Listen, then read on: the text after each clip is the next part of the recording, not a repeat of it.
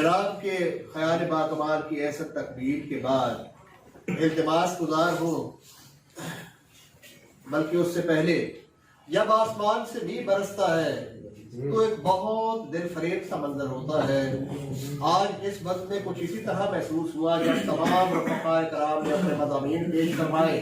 میر تو برس کر تھم چکا مگر تاحال آسمان پر وہ 7 رنگ نمودار نہ ہو پائے ہیں جن کا بہت شدت سے انتظار ہوتا ہے، اور اس بزم میں قوس قزح کے رنگ آج کے صدر گرامی اپنی گفتگو سے بھریں گے، اور انہی کے واسطے فیصل ساغر صاحب کی اجازت سے صدر گرامی کی نظر فیصل ساغر صاحب کا ایک شعر کرنا چاہوں گا جناب کی اجازت سے۔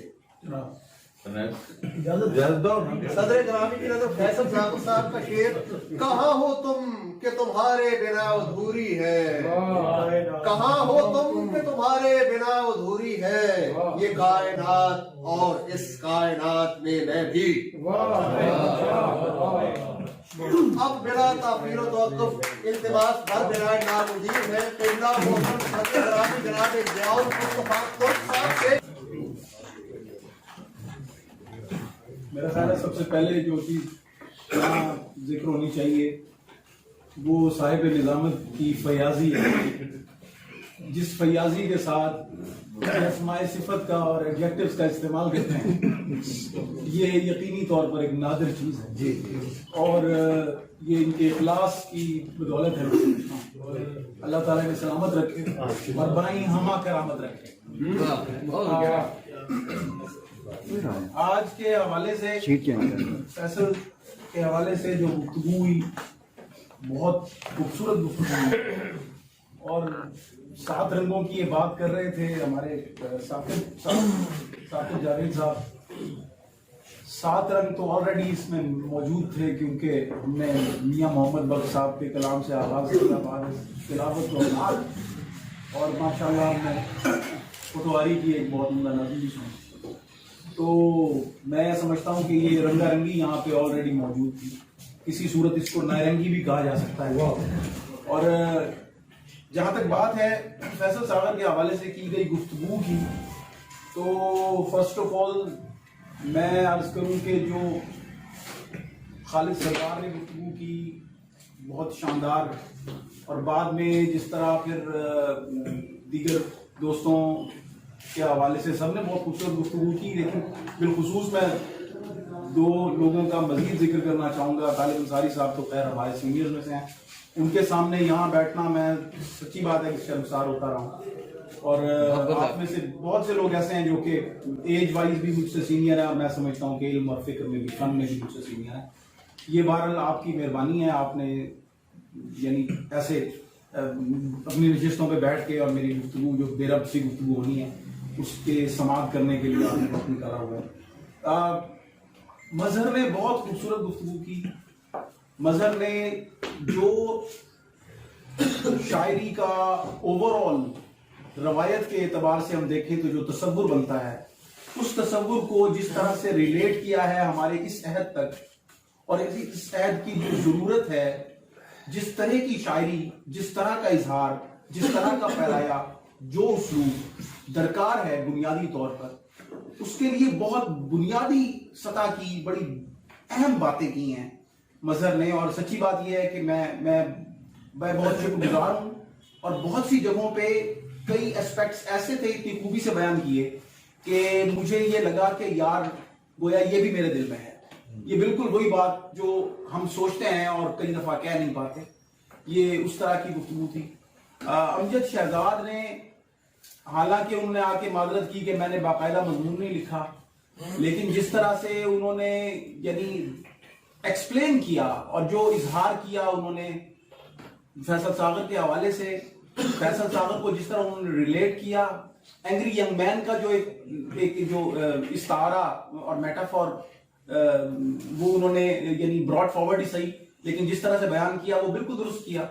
فیصل ساغر پہ یہ بالکل ٹھیک اپلائی ہوتا ہے، اور شاید ہر درد دل رکھنے والے صاحب قلب سلیم جو بھی شخص ہوگا اس کو اینگری ینگ مین ہونا لازم ہے آج۔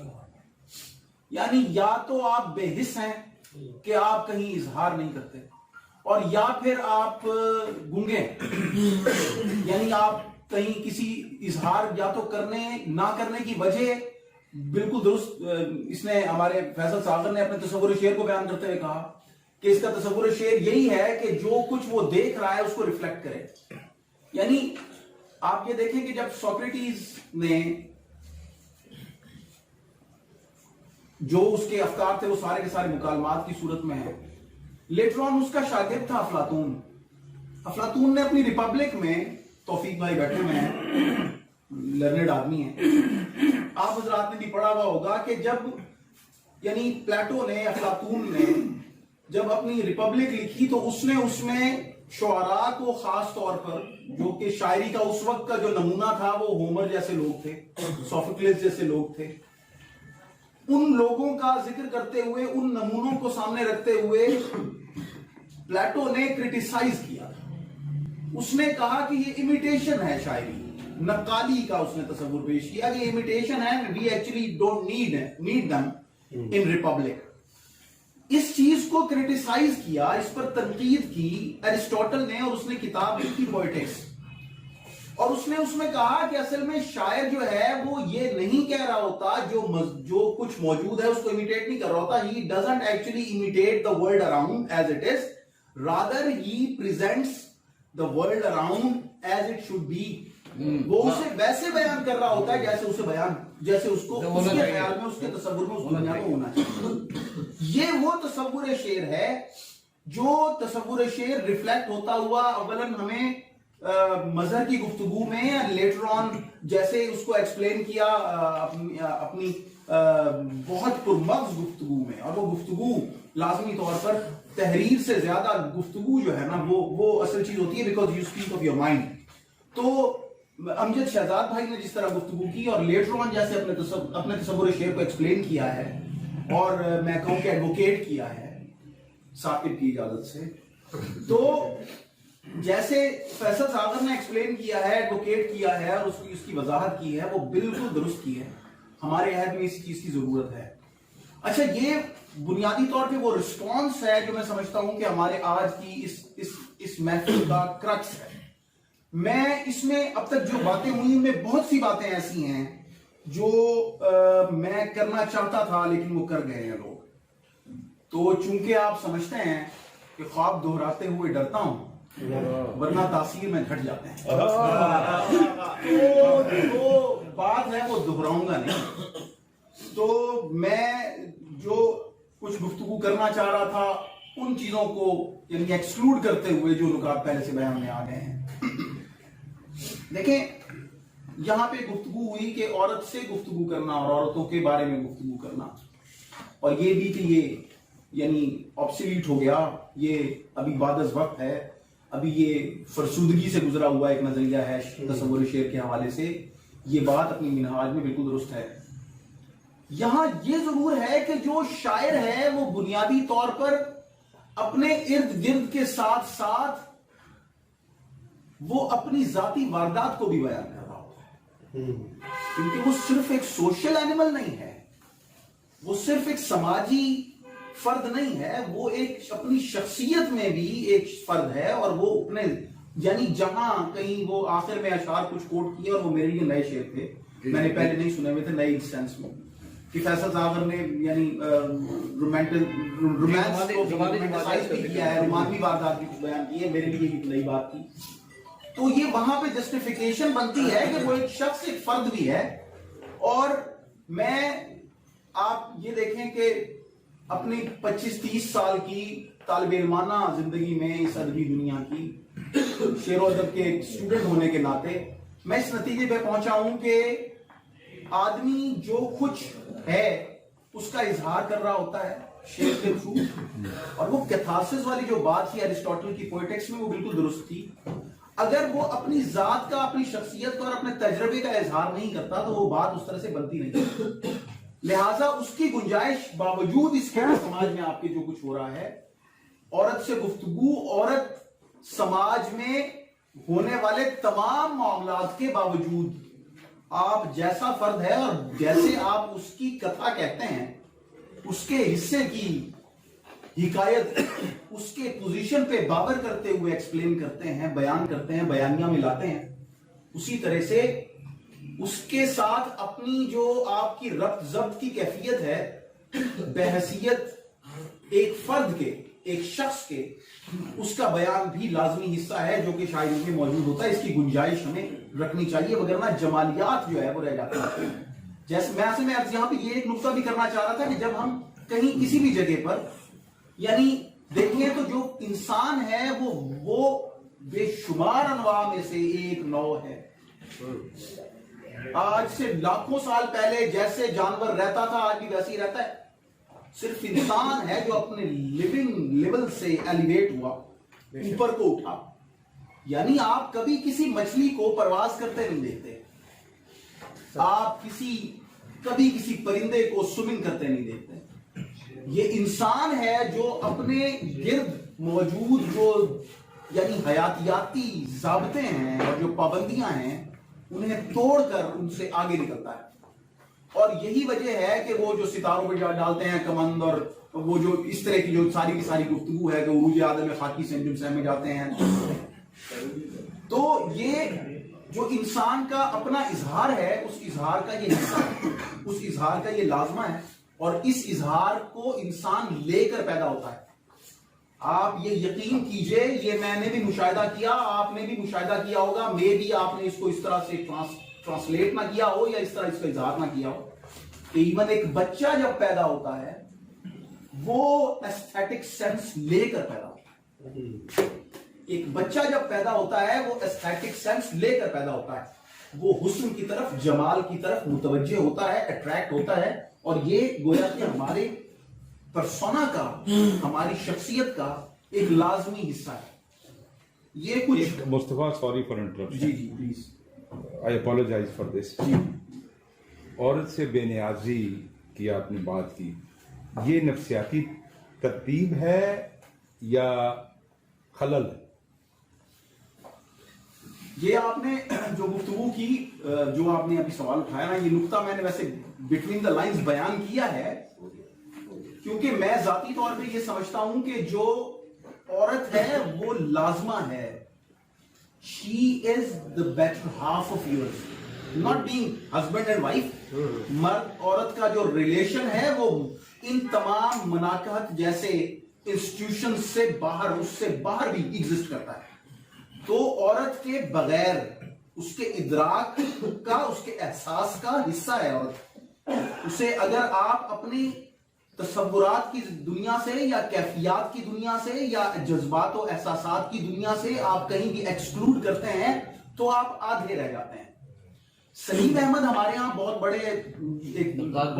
नाक़िद, बहुत बड़ा शायर भी था, वो कमाल का आदमी था। वो कहता था, उन्होंने एक किताब लिखी, अल्लाह उनको गरीब की रहमत करे, उन्होंने किताब लिखी और उसमें उन्होंने कहा, उसमें उनका बुनियादी नजरिया था कि पूरी नज्म और आधा आदमी।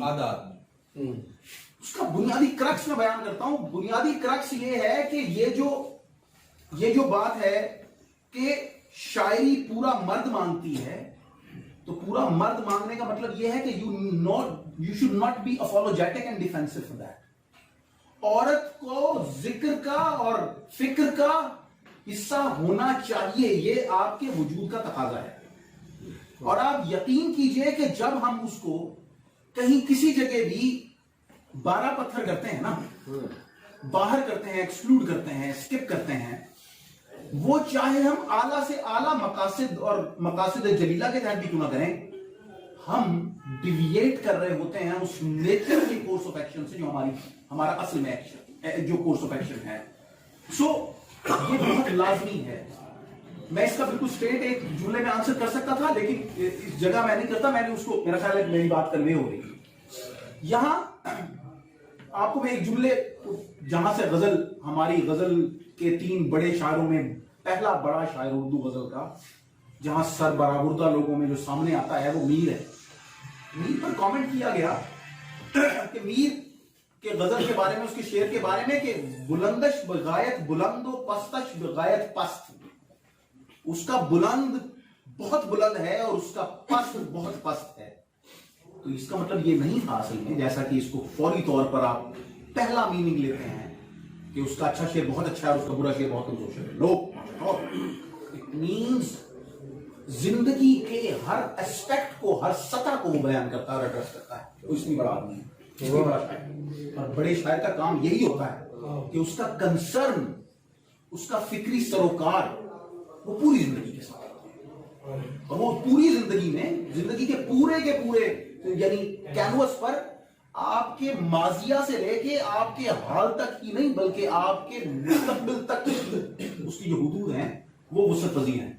وہ آپ کو انکلوڈ رکھنا چاہیے اور اس کو ایکسکلوڈ کسی بھی پہلو کو نہیں کرنا چاہیے. یہی وجہ ہے کہ میر کے ہاں بھی یہ چیزیں آپ کو نظر آتی ہیں. میر کے ہاں بھی آپ کو یہ چیزیں نظر آتی ہیں جو کہ خاص سے غزل کی خالص رسومیات کی چیزیں ہیں، جن میں لمس کا ذکر ہو رہا ہے اور پنکھڑی گلاب کی سی ہے یہ گویا کہ میر ہر سطح پہ ایڈریس کر رہا ہے لائف کو. تو بنیادی بات بھی یہی ہے. شاعری میں اکثر اپنے اسٹوڈنٹس کو کہتا ہوں کہ ٹیچر کا کام، اور خاص طور پہ شعر و ادب پڑھانے والے ٹیچر کا کام 100 150 200 صفحوں کی کتاب پڑھانا نہیں، زندگی پڑھانا ہوتا ہے. اور یہ وہی بات ہے جو آپ نے کی او لیول اے لیول والوں کے حوالے سے، کہ یہ اصل میں نہیں چاہیے ہے کہ ہم سائنسز تک اور پیور سائنسز تک اور اپلائڈ سائنسز تک محدود ہو کے رہ جائیں. کیونکہ یہ دیکھیے آپ کہ جتنے بڑے بڑے اذہان ہیں 20ویں صدی کے اور اس سے پریویس بھی، ان کے ہاں متخصص اور اسپیشلسٹ ہونے کا رجحان نہیں ہے بلکہ ایک ڈائیورسٹی ہے. انٹرنیشنل یونیورسٹیز بھی جن بچوں کو آج یعنی وہ کرتی ہیں، وہ یہ دیکھتی ہیں کہ سائنسز کی ہیں، اس کے ساتھ اس نے اکاؤنٹنگ کی ہے، اکنامکس کی ہے، اور ساتھ اس نے کوئی لینگویج کی ہے. ڈائیورسفیکیشن ہے، ڈائیورسٹی ہے جس کو وہ ایکسپٹ کرتے ہیں اور ریکوائر کرتے ہیں. ہم لوگ بہت پیچھے ہیں اور اس کی سرٹن وجوہات ہیں. ہم باتوں کو ریپیٹ نہیں کروں گا جو باتیں طالب انصاری صاحب نے تحریراً اور تقریراً ہمارے امجد شہزاد نے اور ہمارے دونوں دوستوں نے لکھی ہوئی باتیں پڑھی، وہ بہت بنیادی باتیں ہیں، ان سے ہرگز صرف نظر نہیں کیا جا سکتا. تو یہ لازمی چیزیں ہیں. میں تھوڑا سا پیچھے کی طرف چلوں گا تاکہ میں یہ دیکھوں، کیونکہ ناقد کا ایک کام یہ ہے کہ وہ متعین کرے جگہ جہاں کوئی شخص جو ہے وہ موجود ہے. ٹی ایس ایلیٹ نے ایک بات کی تھی، وہ کہتا ہے کہ جب کوئی نیا جینون تخلیق کار اوریجنل آدمی جب سامنے آتا ہے اور وہ کہیں اپنے آرٹ پیس کو سامنے لاتا ہے تو اس کے آرٹ پیس کے سامنے آنے کے بعد اس سے ماقبل کی جتنی فہرست بنی ہوئی ہے اس کی ترتیبیں بدل جاتی ہیں. آج سے 10,000 سال پہلے کا آدمی ہے ہومر. وہ کہتا ہے ٹی ایس ایلیٹ کے ہومر سے لے کے آج کے یعنی اس کے زمانے کے عزرا پاؤنڈ تک، وہ کہتا ہے ساری ایک ہی ٹریڈیشن ہے. سو ٹرائی ٹو انڈرسٹینڈ کہ شیکسپیئر، مارلو، امراء القیس، غلام فرید اور ہمارا کھڑی شریف والے سائیں میاں محمد باقر، یہ ایک روایت ہے. اور میں آپ کو عرض کروں کہ یہ اس روایت میں، اس ساری روایت میں، اور پھر اختصاص کے ساتھ کہ ہماری اردو شعر کی روایت میں فیصل کہاں ہے، لیٹس فائنڈ اٹ آؤٹ. دیکھیں بنیادی طور پہ اردو غزل جو ہے وہ کلاسیک کی روایت سے شروع ہوئی تھی. کلاسیک میں معنی آفرینی کا معاملہ تھا، مضمون آفرینی کا معاملہ تھا. یعنی مضمون آفرینی یہ ہے بنیادی طور پر، میں طول کلامی کے لیے معذرت چاہتا ہوں لیکن اگر میں بات کر رہا ہوں تو میں اگر یعنی 4:30 بجے سے آیا ہوں تو پھر میں کوئی تھوڑی سی گفتگو بھی ہوپ کے سما خراشی نہ ہو. بنیادی بات یہاں پہ یہ ہے کہ شیکسپیئر جو ہے یا مارلو جو ہے یا امراء القیس جو ہے یا لبید جو ہے یا عبید زاکانی ہے یا ہمارے ہاں کے وارث شاہ ہیں یا بلے شاہ اور شاہ حسین ہیں یا فیصل ساغر ہے، ان کی اپنی کہیں نہ کہیں کسی جگہ ایک اختصاص کی صورت ہے. وہ اختصاص سمجھنے کی بات ہے. یہ کیسے روایت سے مختلف ہے اور روایت کے تسلسل میں کہاں آگے اس نے اپنی جگہ بنائی، یہ بات ہے جو جاننے کی. یہ جاننے کی ہے کہ یہ کون سے قبیلے سے ہے، یہ کون سے قبیلے سے. الطاف حسین حالی کا شعر ہے شاید کہ قیس سا پھر نہ اٹھا کوئی بنی عامر میں، فخر ہوتا ہے قبیلے کا صدا ایک ہی شخص.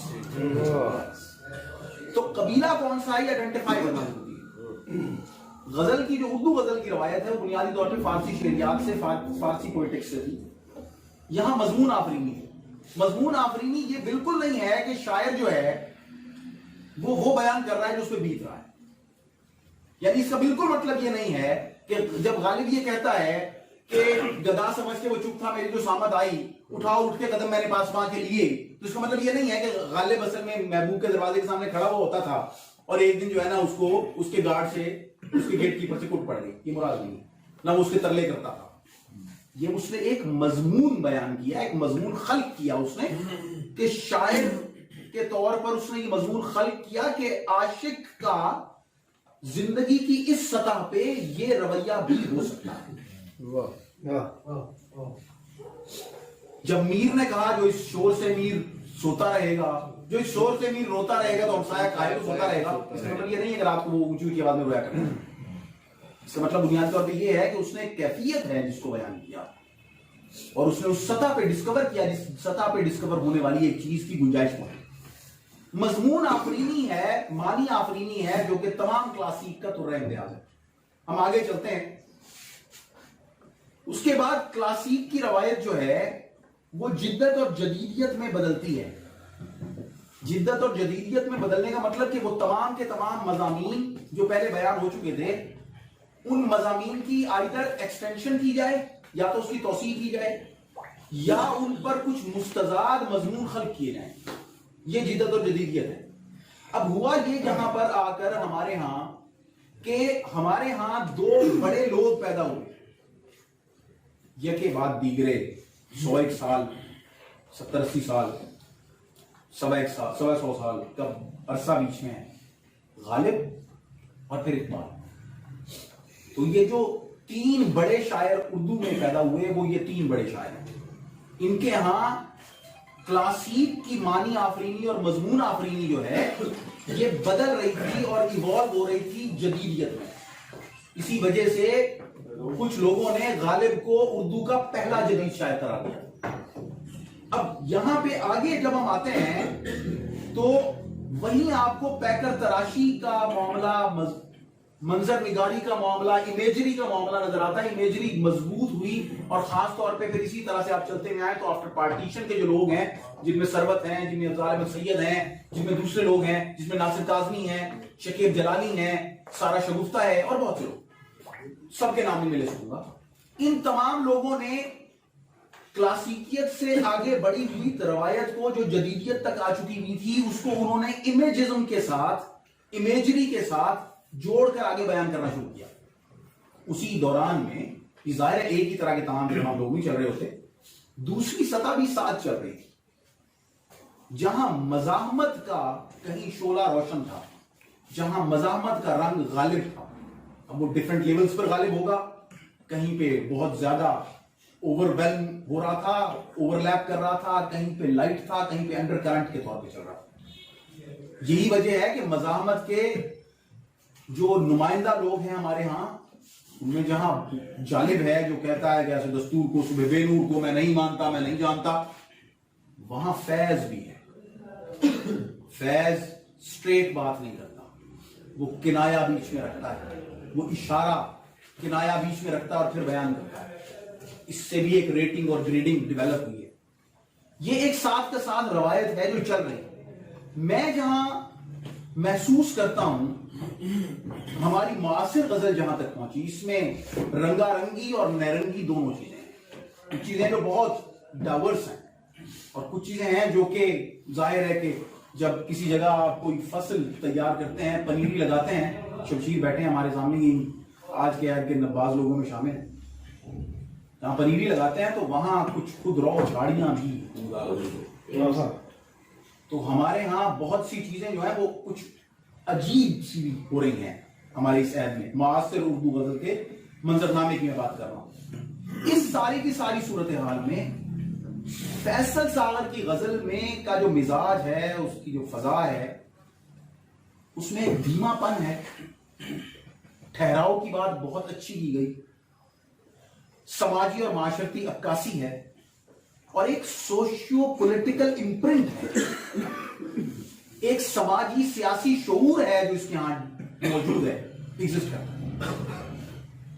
और इसके यहां मजामत मौजूद है, लेकिन मजामत नारा नहीं बन रही है, स्लोगन नहीं है, बल्कि वो ज़ेरी रॉ की दौर। गोया कि फैसल सागर कहीं उसका जो लहजा है वो फैज साहब और हबीब जालिब के कहीं दरमियान में आराफ में है, जहां मैं इसे शनाख्त। अच्छा, यहां इसका फिक्री कबीले की बात करें आप। फिक्री कबीले में मैं आपके सामने 3 लोगों के शेर पहले पढ़ता हूं, उसके बाद तुम्हारे कोई शेर नहीं पढ़ूंगा, सारे पढ़ जाएंगे लोग, नोट किए हैं। फिक्री कबीले की शनाख्त करते हुए मैं आपको 3 लोगों के शेर पढ़ता हूं। पहले 3 शेर एक शख्स के हैं, अगले 1 2 3 4 5 6 7 शेर दूसरे के, और फिर आखिर में 2-3 शेर और है। अब के इस तरह तेरे शहर में खोए जाएं, लोग मालूम करें हम खड़े रोए जाएं। मैंने आपसे लहजे की और फजा की, लोग मालूम करें हम खड़े। Must let me know if I am wrong, must. अब के इस तरह तेरे शहर में खोए जाएं, लोग मालूम करें हम खड़े रोए जाएं।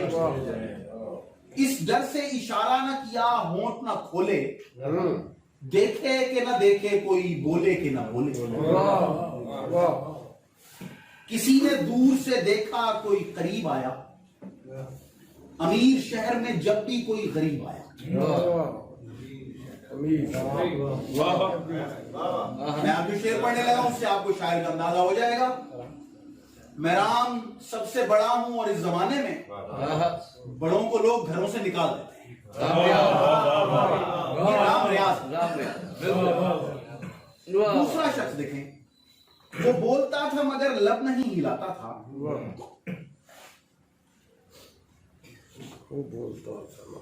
इशारा करता था जुम्बिश न थी इशारे में। वो बोलता था मगर लब नहीं हिलाता था, इशारा करता था जुम्बिश न थी इशारे में। तमाशा खत्म हुआ धूप के मदारी का, सुनहरी सांप छुपे शाम के पटारे को। क्या कहने। दुनिया ने जर के वास्ते क्या कुछ नहीं किया, इकबाल साजिद, और हमने शायरी के सिवा कुछ नहीं किया। दुनिया ने जर के वास्ते क्या कुछ नहीं किया, और हमने शायरी के सिवा कुछ नहीं किया। गुर्बत भी अपने पास है और भूख नंग भी, कैसे कहें कि उसने अता कुछ नहीं।